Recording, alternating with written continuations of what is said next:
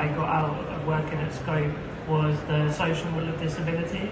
Do any of you, have you heard of the social model? A few nods.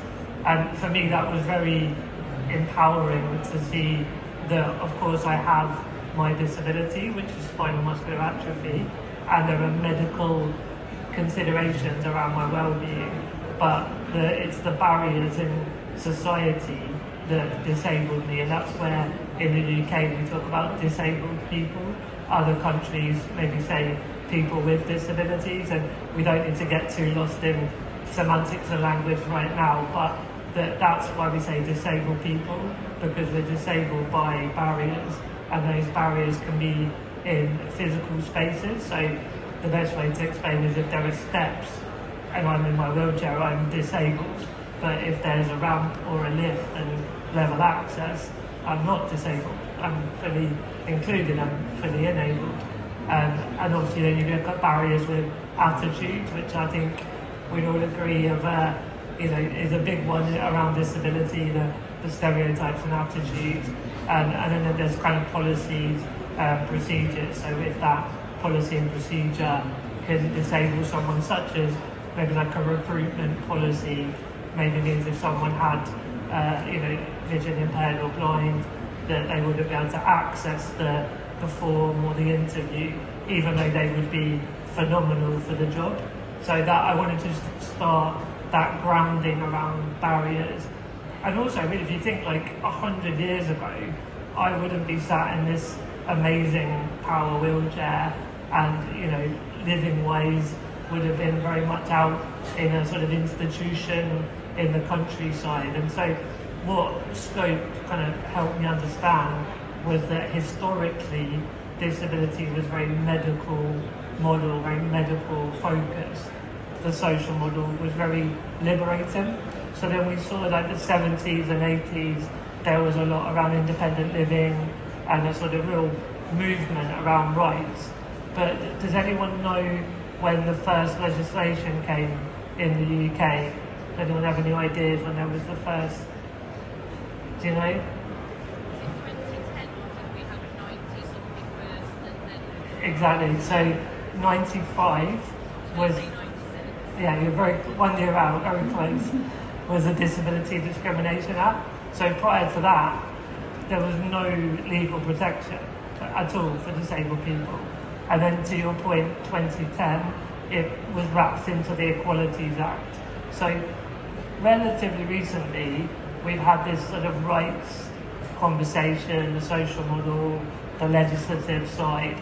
And I think it's since that we've seen a lot of progress. I think, if you look across society, there's been lots of, I have a direct payment to employ personal care assistance, which enables me to live independently. That was not around, say, 30, 40 years ago.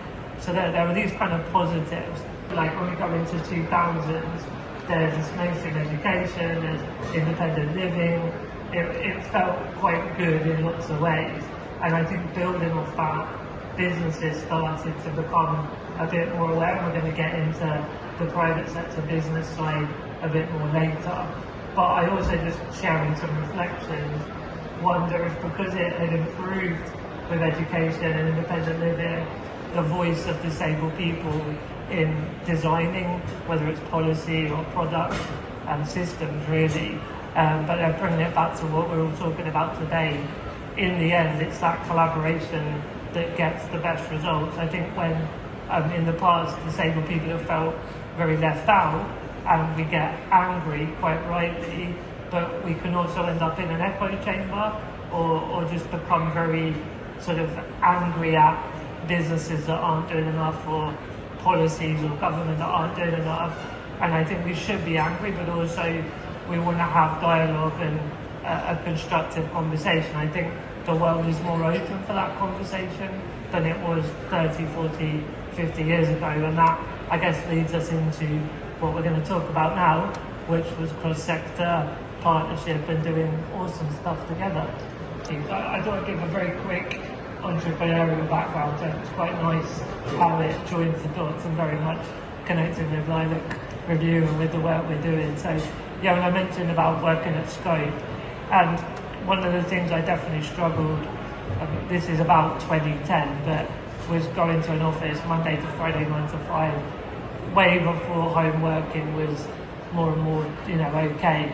And it was no slight on scope as an employer, but it was a factor of wanting to sort of run my own thing, that I wasn't having to always fit in with a larger organisation needs. And also, I've always loved travelling, and I thought if I could set up a business with all the modern digital connections we're talking about, maybe I could run my business from other countries as well. So I started creating content very much about living with a disability, sort of doing YouTube videos back in 2009, and that grew on its own. And then with a friend, we started a magazine called Disability Horizons. Does anyone remember Disability Horizons? We closed it down about 4 years ago, but I was saying to Michelle earlier that we used to have a stand here as a really great way to meet up with the writers and the readers of the magazine. So the magazine was the kind of big thing that I then left the job at Scope. I started travelling and blogging while I was abroad, and then the kind of magazine struggled as a business in terms of financials, but it was amazing as a community initiative. And then we spun a travel business. I've got Rita on the front row here. So we created a business called Accommodable, where we rented accommodation. And so I did lots of travel. We went to Lisbon with Rita's company, which is fantastic.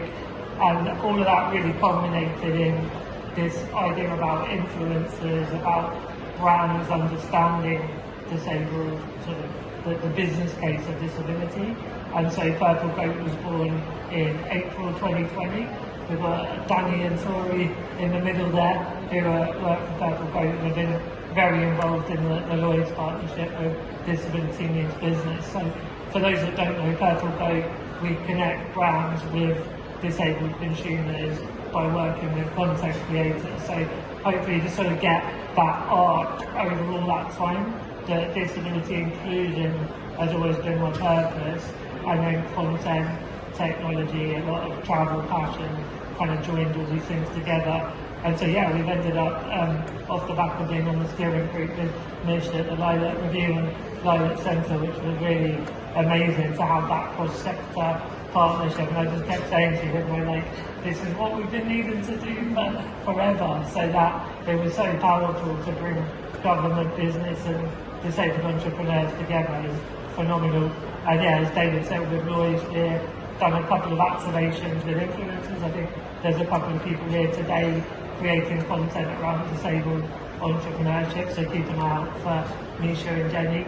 And later on, I'm a judge on the Elevate pitch, so I'm still working out what judge persona to go with. I'm wondering like Simon Cowell maybe, but I'm not quite sure that's my natural way. But I'm looking forward to judging the next group of disabled families coming through. And I suppose just to draw it more to a point, I'm excited with the future now, where we've got a lot of this basis, this platform, and when you look at new technology, the sort of things we're talking about, the digital connection, but obviously not leaving people behind as well. I think that there's more chances now than ever for people to do the work that they want to do, which also makes the world better. And I just think it's a very exciting time at the moment.